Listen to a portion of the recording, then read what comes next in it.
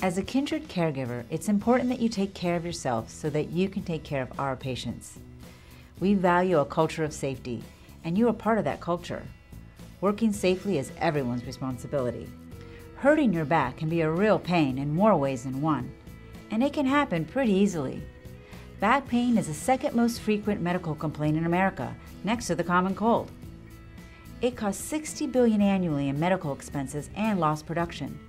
In fact, as many as 80% of American workers suffer back pain at some time during their careers.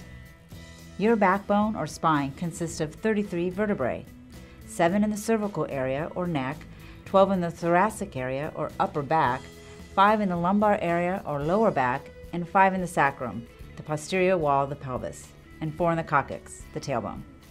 The first 24 vertebrae stack up one on top of the other to form the spinal column. This forms a strong pillar which supports the head and the trunk. In the body of the vertebrae, there is a canal through which runs the spinal column. Through openings in the vertebrae, called foramina, nerve roots branch off from the spinal column and transmit messages for movement out to the muscles, and allow messages of sensation enabling us to feel pain, temperature, and touch. The spine is naturally S-shaped, but as we stoop forward, as when we lift something, it loses its natural curve and pressure is put upon the discs, which are located between each vertebrae and act as shock absorbers. Poor body mechanics during lifting can lead to disc damage whether you're at home or at work. In an individual with normal posture, you will note 3 natural C curves. In the cervical and lumbar regions, the curve is in a backward direction, and in the thoracic region, it is in a forward direction. Those curves are dependent on the strength and flexibility of the muscle groups that act both on the anterior region and posterior region on the spine. The muscles of the head, neck, back, abdomen, as well as those of the shoulder, girdle, and legs provide not only movement, but also stability and alignment of the spine.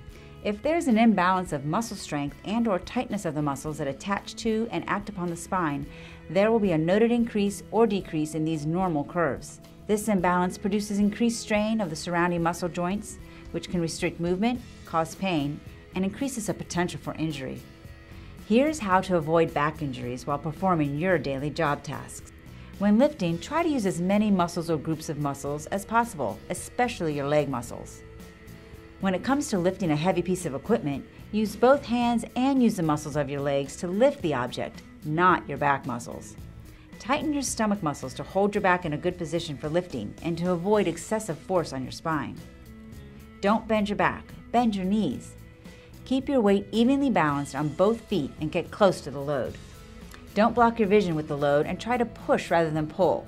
Work with the direction of the effort, not against it. Avoid twisting your body. Also, before lifting an object, know how much it weighs and get help if you need it. Squat close to the load, but keep your back straight and lift by pushing up with your leg muscles. And when you change direction, turn your whole body and take short steps. On a team lift, always count 1, 2, 3, or ready and go, in order to lift in unison.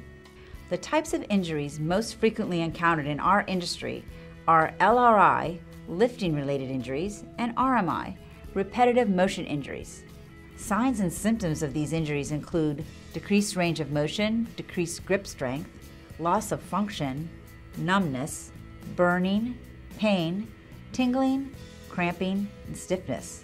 It is part of every employee's job to immediately report all work-related incidents to their supervisor, then complete an employee incident report by the end of the shift. Early reporting of signs or symptoms of this type of incident can lessen symptoms.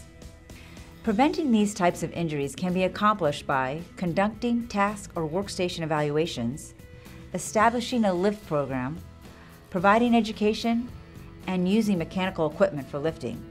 The goal of this video is to help you stay safe. These ideas apply to your life every day. Remember, support your back. It's the only one you've got. As a caregiver, you lift and position patients many times each day. This video will demonstrate the safest ways to do that while avoiding accident or injury. We'll also talk a little bit about ergonomics, ways to adapt your environment to avoid repetitive motion or unnecessary strain. There are certain fundamental steps that need to be followed during any type of care interaction. Follow these steps for each type of positioning, transfer, or ambulation activity. Ask another staff member to assist if necessary. Wash hands or use a hand gel. Look at the patient's ID bracelet to verify his or her identity. Ask any visitors to step out for a moment. Explain to the patient what you're going to do, and ensure privacy by pulling a curtain around the patient's bed. After any procedure has been performed, the following fundamental steps should take place. Make the patient or resident comfortable with the bed at the correct height. Check to ensure the call bell device is within reach. Wash hands or use a hand gel, and document the experience. Now, we'll start by demonstrating the sling lift. A sling lift is used to help transfer a patient with limited mobility from one resting place to another, for instance, from a chair to a bed. And a slide board is a solid board used for transferring. A gait belt is designed to help the caregiver get a grip on a patient before a transfer, for instance, from a wheelchair to a bed. Speak to your supervisor about the specific devices at your location, and be sure you know the manufacturer's guidelines before using them. Now, we'll start by demonstrating the sling lift.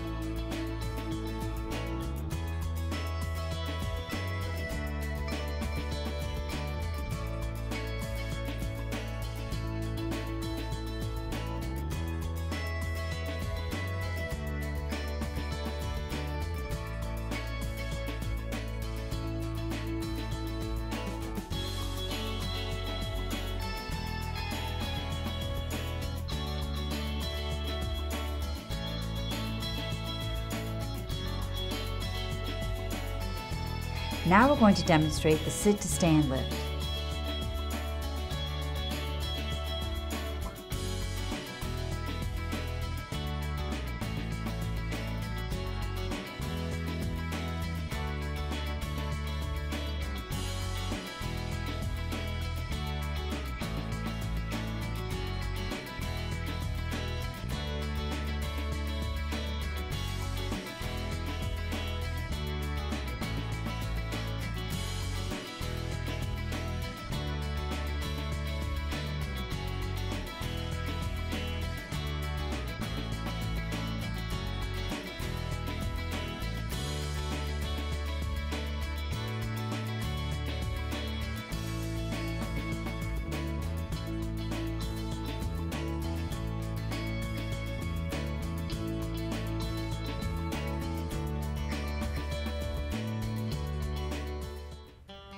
Now let's take a look at the demonstration for the slide board.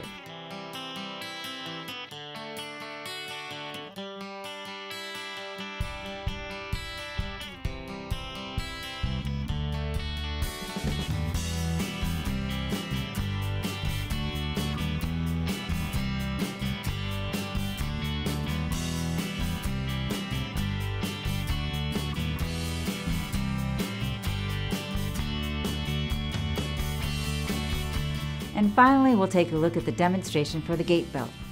It's important to remember that gait belt is not for lifting, but for assisting the patient.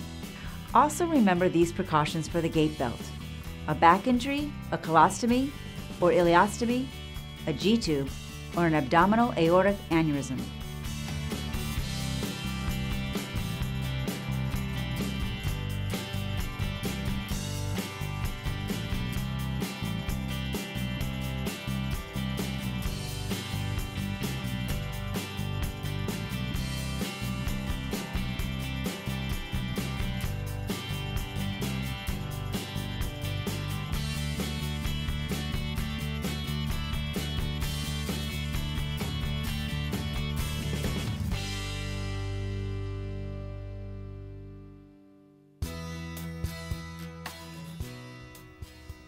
Repositioning patients or residents can be a challenge.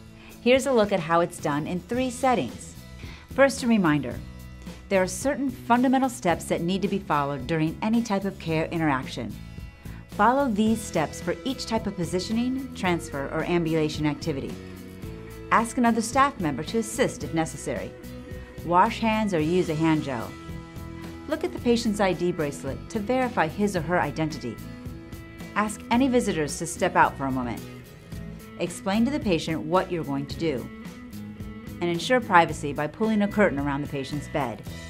After any procedure has been performed, the following fundamental steps should take place. Make the patient or resident comfortable with the bed at a correct height. Check to ensure the call bell device is within reach. Wash hands or use a hand gel. And document the experience.